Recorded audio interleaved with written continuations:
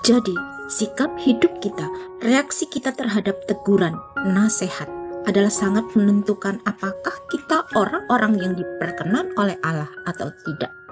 Segala tulisan yang diilhamkan Allah memang bermanfaat untuk mengajar, untuk menyatakan kesalahan, untuk memperbaiki kelakuan, dan untuk mendidik orang dalam kebenaran. Dengan demikian, tiap-tiap manusia kepunyaan Allah diperlengkapi untuk setiap perbuatan baik. Kita mengetahui bahwa Tuhan Allah kita sangat memperhatikan hati kita, karena manusia melihat apa yang di depan mata, tetapi Tuhan melihat hati. Karena dari hati timbul segala pikiran jahat, pembunuhan, perzinahan, percabulan, pencurian, sumpah palsu, dan hujat. Itulah yang menajiskan orang.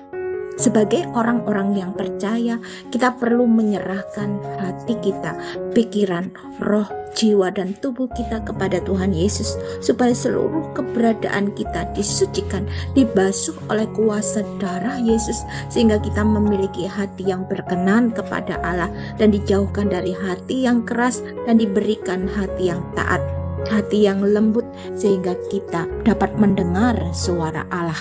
Karena di dalam dunia ini hanya ada dua macam manusia, yaitu manusia yang bijaksana dan manusia yang bodoh. Dua macam dasar. Setiap orang yang mendengar perkataanku ini dan melakukannya, ia sama dengan orang yang bijaksana, yang mendirikan rumahnya di atas batu. Kemudian turunlah hujan dan datanglah banjir, lalu angin melanda rumah itu. Tetapi rumah itu tidak rubuh, sebab didirikan di atas batu. Tetapi setiap orang yang mendengar perkataanku ini dan tidak melakukannya, ia sama dengan orang yang bodoh yang mendirikan rumahnya di atas pasir. Kemudian turunlah hujan dan datanglah banjir, lalu angin melanda rumah itu, sehingga rubuhlah rumah itu dan hebatlah kerusakannya.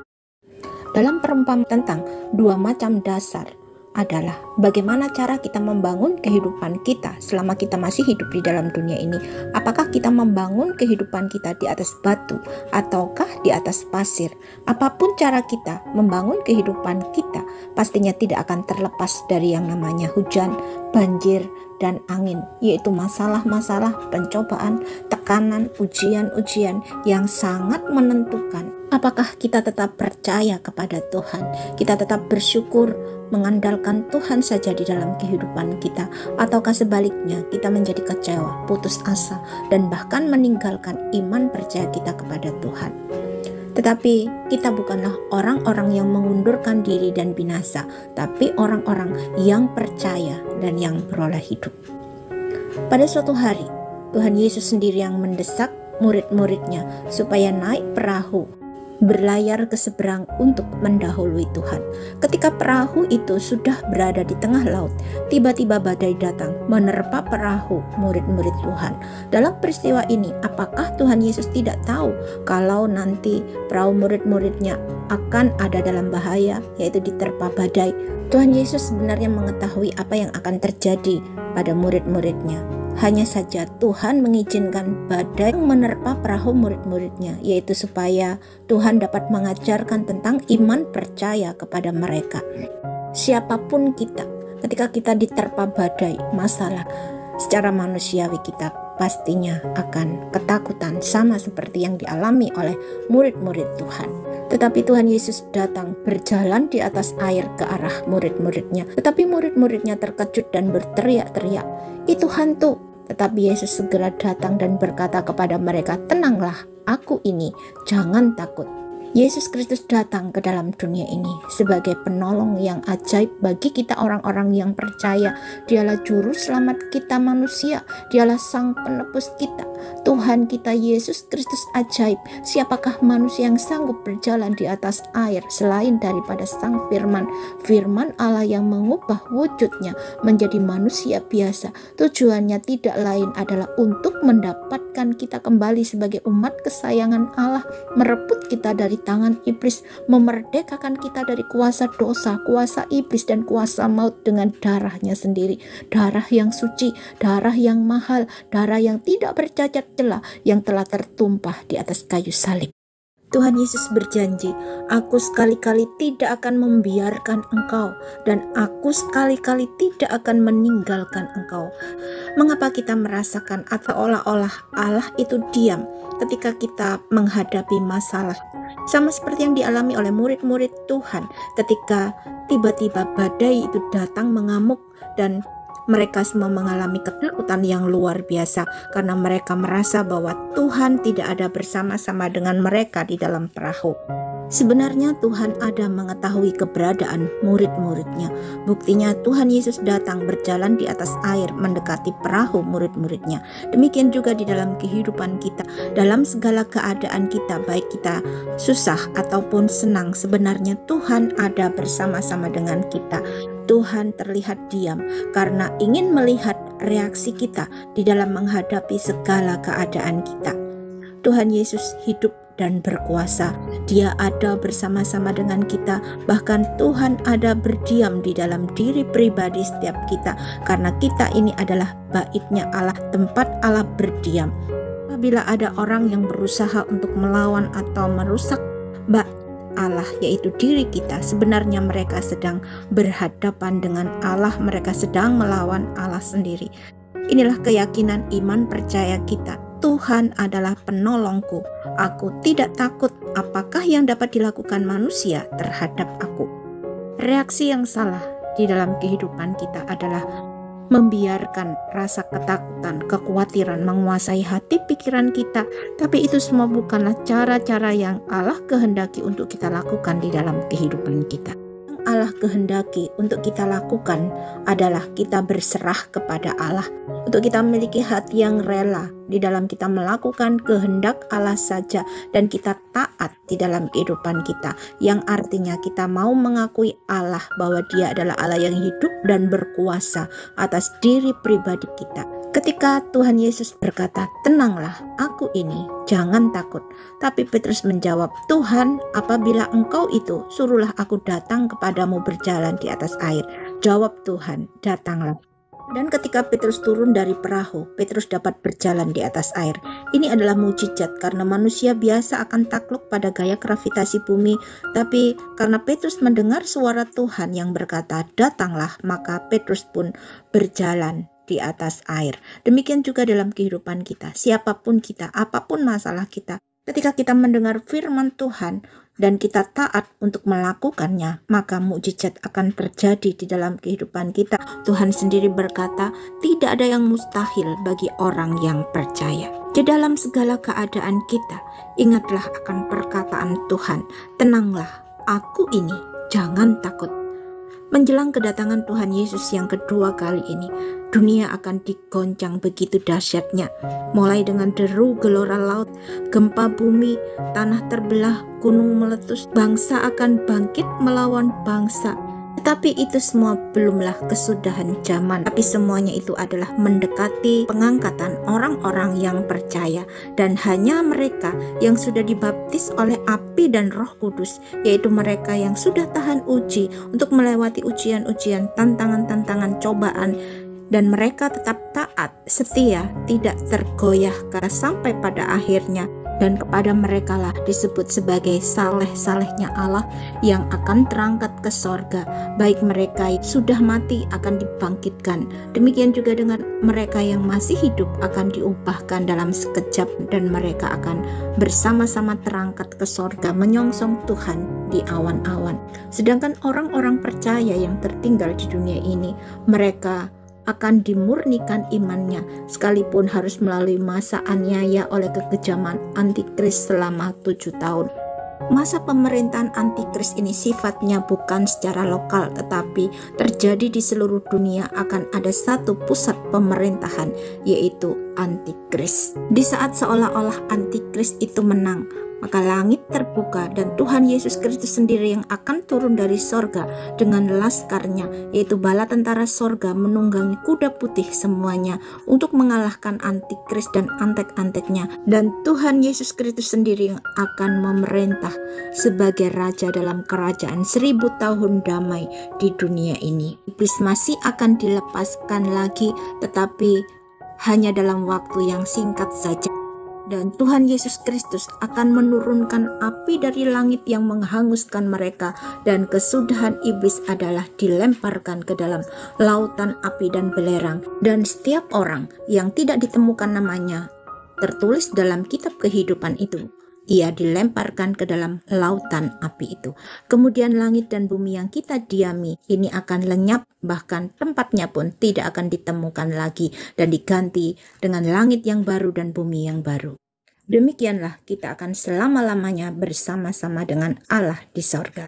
Tuhan Yesus menangisi bangsa Israel, katanya, "Yerusalem, Yerusalem, engkau yang membunuh nabi-nabi dan melempari dengan batu orang-orang yang diutus kepadamu.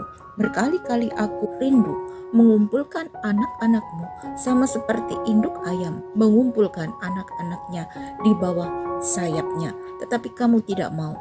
Lihatlah, rumahmu ini akan ditinggalkan dan menjadi sunyi. Dan aku berkata kepadamu, mulai sekarang kamu tidak akan melihat aku lagi, hingga kamu berkata, diberkatilah dia yang datang dalam nama Tuhan." Bangsa Israel dikatakan sebagai bangsa yang tegar tengkuk karena sebagai bangsa yang telah dipilih dan sangat dikasihi oleh Allah. Bangsa Israel menolak Allah berbicara secara langsung kepada mereka. Kata mereka kepada Musa, "Engkaulah berbicara dengan kami, maka kami akan mendengarkan. Tetapi janganlah Allah berbicara dengan kami, nanti kami mati." Dan bangsa Israel juga telah menolak pemerintahan Allah secara langsung, tetapi menghendaki pemerintahan yang dipimpin oleh raja supaya sama seperti bangsa-bangsa yang lain. Bangsa Israel telah berkali-kali menolak para nabi dan utusan yang diutus oleh Allah. Demikian juga ketika Tuhan Yesus datang ke dalam dunia ini, bangsa Israel telah menolak dan memusuhi raja dan kerajaannya, dan bahkan telah menyalibkannya. Ia datang kepada milik kepunyaannya, tetapi orang-orang kepunyaannya itu tidak menerimanya. Sekalipun demikian, Allah telah dan tetap mengasihi bangsa Israel. Allah tetap teringat dan bahkan terikat akan perjanjiannya yang telah dibuatnya sendiri dengan nenek moyang bangsa Israel, yaitu Abraham, Ishak, dan Yakub. Allah tidak pernah membuang ataupun melupakan milik kesayangannya sendiri. Dapatkah seorang perempuan melupakan bayinya sehingga ia tidak menyayangi anak dari kandungannya? Sekalipun dia melupakannya, aku tidak akan melupakan engkau.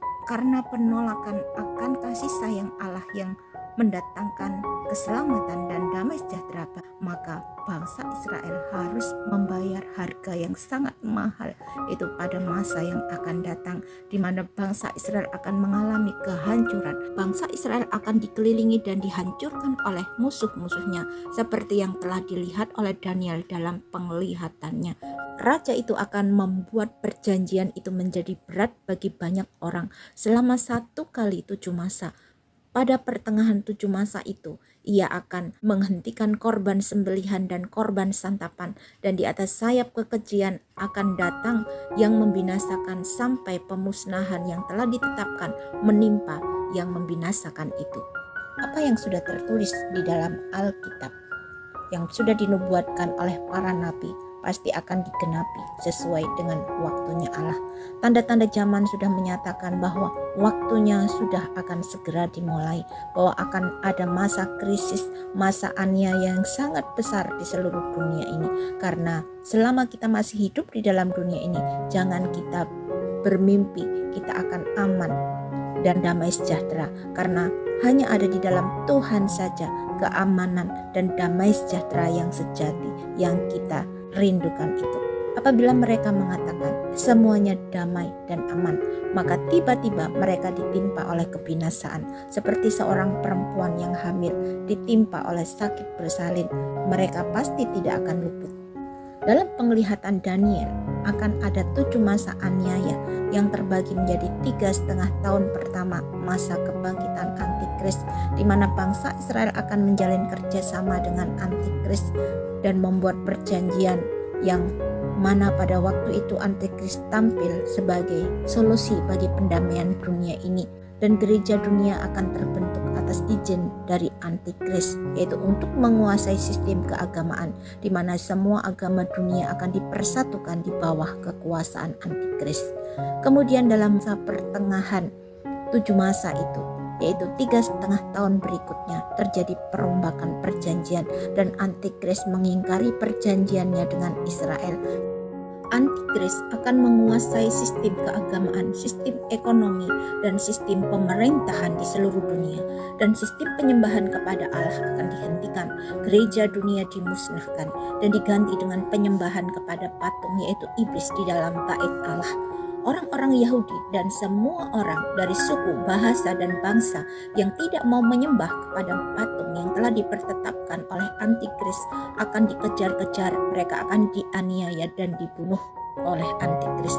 Tapi semua orang yang diam di bumi ini akan menyembahnya, yaitu setiap orang yang namanya tidak tertulis sejak dunia dijadikan di dalam kitab kehidupan dari anak domba yang telah disembelih. Dan tidak seorang pun yang dapat membeli atau menjual selain daripada mereka yang memakai tanda itu, yaitu nama binatang itu atau bilangan namanya. Karena bilangan itu adalah bilangan seorang manusia dan bilangannya ialah 666. Tuhan Yesus sendiri sudah mengatakan tentang masa yang akan datang tentang bangsa Israel. Katanya, "Wahai, betapa baiknya jika pada hari ini juga engkau mengerti apa yang perlu untuk damai sejahteramu. Tetapi sekarang hal itu tersembunyi bagi matamu, sebab akan datang harinya bahwa musuhmu akan mengelilingi engkau dengan kubu, lalu mengepung dan menghimpit engkau dari segala jurusan, dan mereka akan membinasakan engkau beserta dengan pendudukmu. Masa aniaya dan kekejaman antikris ini tidak berlaku bagi orang-orang percaya, mereka yang sudah siap sedia, yang buahnya sudah matang, orang-orang percaya yang bijaksana, yang senantiasa mau dipimpin oleh Roh Kudus di dalam kehidupan dan penghidupannya, dan mereka semua akan terangkat ke sorga menyongsong Tuhan Yesus di awan-awan. Tapi bagi orang-orang yang tertinggal di bumi ini, Tuhan Yesus memberikan solusinya, katanya, jadi apabila kamu melihat pembinasa keji berdiri di tempat yang kudus, menurut firman yang disampaikan oleh Nabi Daniel, para pembaca hendaklah memperhatikannya. Maka orang-orang yang di Yudea haruslah melarikan diri ke pegunungan. Orang yang sedang di peranginan di atas rumah, janganlah ia turun untuk mengambil barang-barang dari rumahnya. Dan orang yang sedang di ladang, janganlah ia kembali untuk mengambil pakaiannya. Sebab pada masa itu terjadi siksaan yang dahsyat seperti yang belum pernah terjadi sejak awal dunia sampai sekarang, dan yang tidak akan terjadi lagi. Dan sekiranya waktunya tidak dipersingkat, maka dari segala yang hidup tidak akan ada yang selamat. Akan tetapi oleh karena orang-orang pilihan, waktu itu akan dipersingkat. Sesungguhnya Allah kita bukanlah Allah yang jahat atau kejam.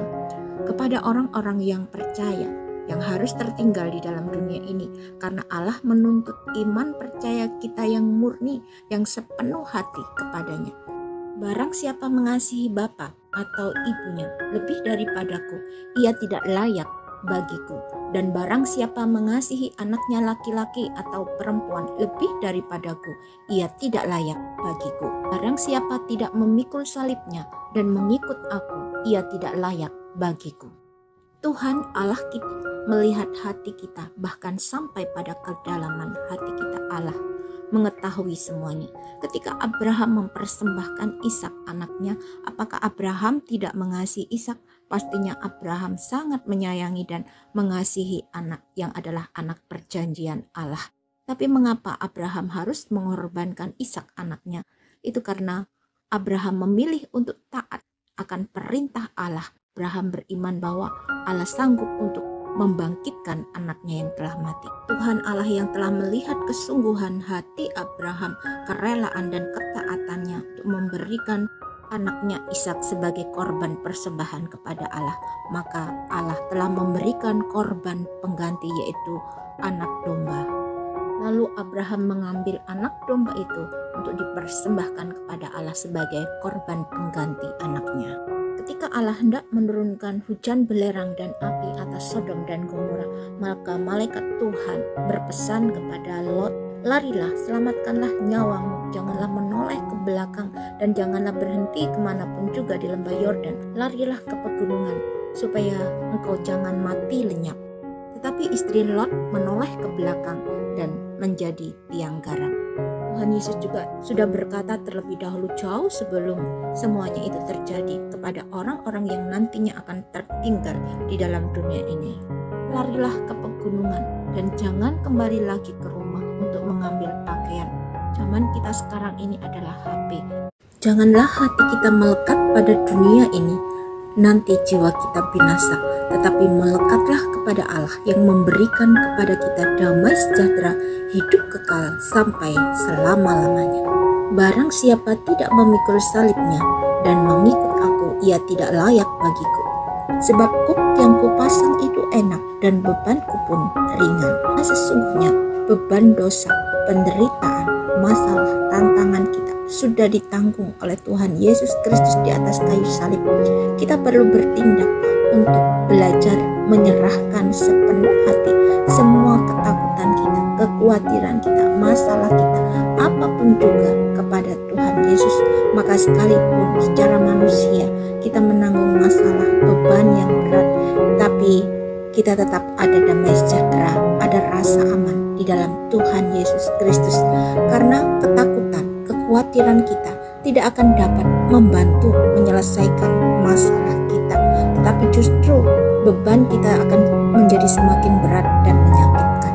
Tetapi orang-orang penakut, orang-orang yang tidak percaya, orang-orang keji, orang-orang pembunuh, orang-orang sundal, tukang-tukang sihir, penyembah-penyembah berhala, dan semua pendusta, mereka akan mendapat bagian mereka di dalam lautan yang menyala-nyala oleh api dan belerang. Inilah kematian yang kedua. Apa gunanya seorang memperoleh seluruh dunia tetapi kehilangan nyawanya? Barang siapa mempertahankan nyawanya, ia akan kehilangan nyawanya.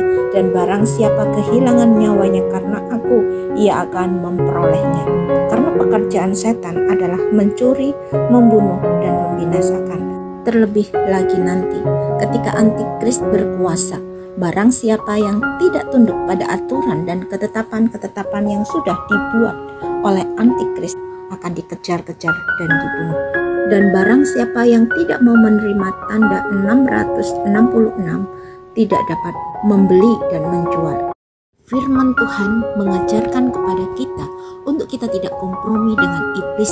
Jangan mau menyembah kepada patung buatan Antikris, karena sekalipun kita harus dikejar-kejar dan dibunuh oleh Antikris, tapi Tuhan Allah kita sanggup untuk membangkitkan kita dari kematian. Dan tidak hanya itu saja, mereka akan dianggap layak dalam memerintah bersama-sama dengan Tuhan Yesus Kristus pada masa kerajaan 1000 tahun. Dan jangan mau menerima tanda 666 di dahi dan di tangan kanan kita, karena itu adalah tanda kepemilikan iblis atas kita. Dan kalau sampai kita menerima tanda 666 itu, maka kita akan ditolak oleh Allah untuk masuk dalam kerajaan sorga. Masa pemerintahan Antikris adalah masa pemurnian orang-orang percaya, masa yang sukar, masa yang belum pernah terjadi sejak dunia diciptakan dan tidak akan pernah terjadi lagi. Pada masa aniaya inilah Tuhan Allah sedang memberi kesempatan kedua bagi mereka yang tertinggal hingga ketika Tuhan Yesus datang kembali untuk yang kedua kalinya di dunia ini. Dan Tuhan Allah masih menyisakan orang-orang percaya, yaitu mereka yang tetap taat dan setia kepada Allah sampai pada akhirnya. Ada pertobatan yang sungguh-sungguh kepada Tuhan, yakni pertobatan secara massal dari bangsa Israel, karena mereka akan melihat Tuhan Yesus Kristus yang telah mereka intikam. Tetapi bagi mereka yang ragu-ragu dan yang masih tidak percaya akan dihukum dan mengalami kebinasaan. Ketika seolah-olah Antikris itu menang dan menjadi penguasa atas dunia ini yang mengalahkan bangsa-bangsa, maka murka Allah mulai berlaku atas dunia ini. Sebab sudah tiba hari besar murka mereka, dan siapa yang dapat bertahan? Lalu sorga terbuka, Tuhan Yesus Kristus turun dari sorga menunggangi kuda putih untuk menghakimi dan berperang dengan adil, dan semua pasukan di sorga mengikuti dia. Mereka menunggangi kuda putih semuanya dan memakai lenan halus yang putih bersih untuk berperang melawan antikris dan nabi palsu yang menyesatkan semua orang di muka bumi, yaitu mereka yang telah menerima tanda dari binatang itu dan telah menyembah patungnya. Baik antikris dan nabi palsu itu dilemparkan hidup-hidup ke dalam lautan api yang menyala-nyala dengan belerang. Semua orang lain dibunuh dengan pedang yang keluar dari mulut firman Allah, sehingga semua burung yang terbang tinggi di langit berkumpul untuk makan daging raja-raja, daging panglima-panglima, daging pejuang-pejuang, daging kuda-kuda dan penunggangnya, dan daging semua orang, baik yang merdeka maupun hamba, baik yang kecil maupun yang besar. Semua burung itu kenyang oleh daging mereka. Sesungguhnya Allah Bapa telah memberikan segala kuasa dan kekuasaan atas sorga dan bumi kepada Tuhan Yesus Kristus. Tidak ada seorang pun yang telah naik ke sorga selain daripada Dia yang telah turun dari sorga, yaitu Anak Manusia. Ia adalah cahaya kemuliaan Allah dan gambar wujud Allah, dan menopang segala yang ada dengan firman-Nya yang penuh kekuasaan. Kekuasaannya besar dan dahsyat atas sorga dan bumi.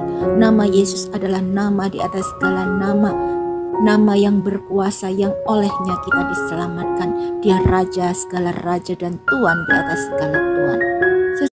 Sesudah masa antikris berakhir, maka seorang malaikat turun dari sorga, memegang anak kunci jurang maut dan suatu rantai besar di tangannya. Maka iblis dan setan, yaitu si ular tua itu, akan diikat lalu dicampakkan ke jurang maut dan menutup jurang maut itu dan memeteraikannya di atasnya, supaya iblis dan setan itu tidak menyesatkan bangsa-bangsa selama masa Tuhan Yesus Kristus memerintah sebagai Raja di atas dunia ini selama 1000 tahun. Pemerintahan kerajaan 1000 tahun ini bukanlah akhir dari pemerintahan Tuhan Yesus, melainkan inilah awal kerajaan Allah yang kekal dan abadi ditegakkan di atas bumi, sama seperti di surga, yaitu kerajaan damai sejahtera Allah sebagai penggenapan janji Allah kepada Abraham, juga kepada Daud yang adalah nenek moyang bangsa Israel. Kepadamu dan kepada keturunanmu akan kuberikan negeri ini yang kau diami sebagai orang asing, yakni seluruh tanah Kanaan akan kuberikan menjadi milikmu untuk selama-lamanya, dan aku akan menjadi Allah mereka. Dialah yang akan mendirikan rumah bagi namaku, dan aku akan mengokohkan tahta kerajaannya untuk selama-lamanya. Allah telah berjanji kepada Abraham untuk menetapkan Abraham sebagai bapa banyak bangsa, sekalipun Abraham sudah menjadi tua, usianya telah kira-kira 100 tahun lebih, sedangkan Sarah istrinya juga sudah mati haid. Jadi secara manusia tidak mungkin untuk mempunyai anak, tetapi terhadap janji Allah Abraham tidak bimbang, malah ia diperkuat dalam imannya dan ia memuliakan Allah dengan penuh keyakinan bahwa Allah berkuasa untuk melaksanakan apa yang telah ia janjikan. Karena itu hal ini diperhitungkan oleh Allah sebagai kebenaran, tidak saja kepada Abraham, tetapi kepada kita sebagai orang-orang percaya. Allah memperhitungkan iman percaya kita kepadanya sebagai kebenaran, karena hidup kita ini hidup karena percaya, bukan karena melihat. Sekalipun mungkin keadaan kita tidak sesuai seperti yang kita harapkan, tetapi terhadap janji Allah kita tidak bimbang, tapi kita percaya bahwa Allah sanggup melaksanakan apa yang telah Allah janjikan kepada kita, sehingga kita dapat memuliakan Allah di dalam segala keadaan kita. Sebab bagi Allah tidak ada yang mustahil, tidak ada yang mustahil bagi orang percaya.